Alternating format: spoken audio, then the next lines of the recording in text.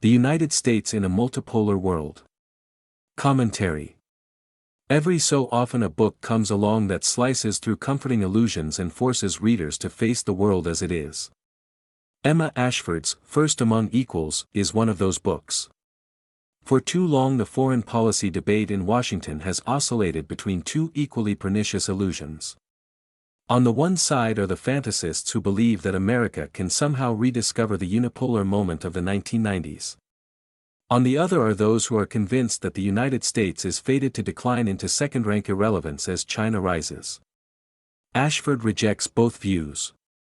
Her alternative is a simple one, but a radical one too: the world is multipolar, the unipolar era is over, but the United States can still thrive as the most powerful actor in the system. It just needs to understand that its role is one of first among equals, rather than that of an unchallenged hegemon. The book is intellectually rigorous and, for a work of IR scholarship, refreshingly accessible.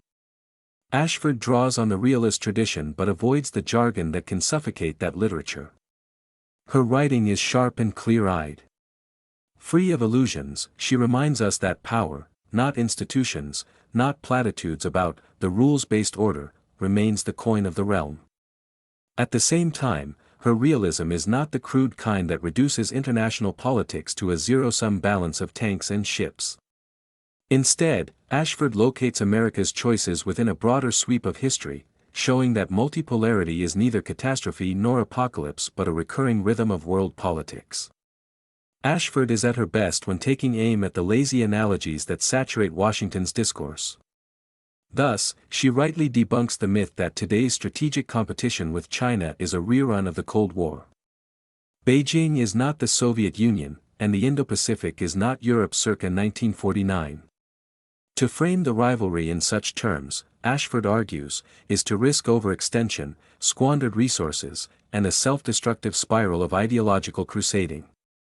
Instead, the United States must prioritize ruthlessly, choosing between vital interests and peripheral distractions.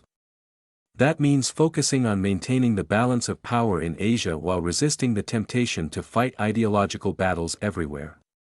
Europe receives a similar treatment. Ashford forcefully argues that America's current level of commitment to Europe is not sustainable. NATO is not about to wither away, but neither are the days of Washington underwriting Europe's security at bargain rates. If Europeans fear Russia, Ashford writes, then Europeans must do more to shoulder the burden.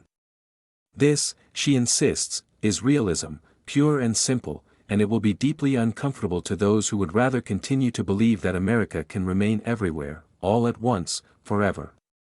And yet, it is precisely that discomfort that makes Ashford's argument so welcome and so necessary.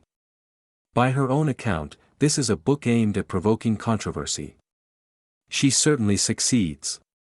At a time when Washington is regularly out-promising what it can actually deliver in a multipolar world, Ashford forces her readers to face the gap between the commitments the U.S. makes and those it can in fact keep. Be that as it may, there are some limits to the book.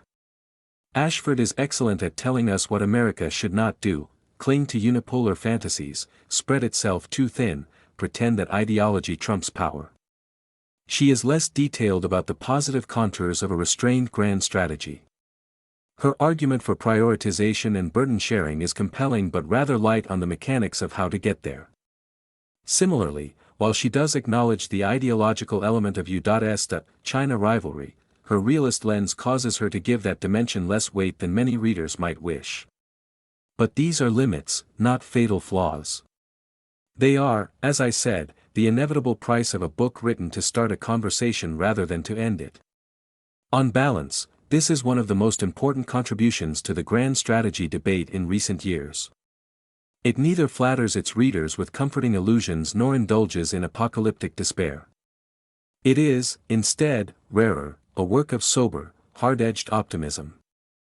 The United States is no longer the world's sole superpower, but it is not condemned to decline. It can remain the leading power in the system, but only if it stops pretending it can be everything, everywhere, all the time. That is Ashford's message. And it is one that both scholars and policymakers need to hear. In short, this book deserves a wide audience. Students will find in it a clear and readable introduction to the key debates over American power. Policymakers will find a bracing corrective to decades of drift. And the broader public will encounter an argument that treats them like adults, capable of handling the sometimes uncomfortable truths of multipolarity. Ashford has written a book that is serious without being ponderous, realist without being cynical, and provocative without being reckless. For anyone seeking to understand America's role in the 21st century, First Among Equals is essential reading.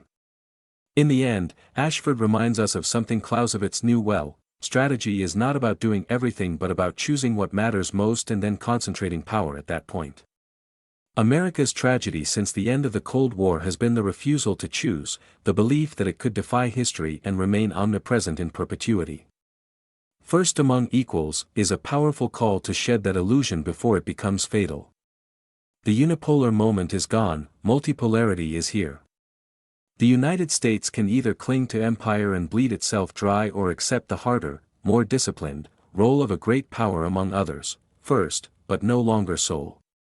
From Real Clear Wire.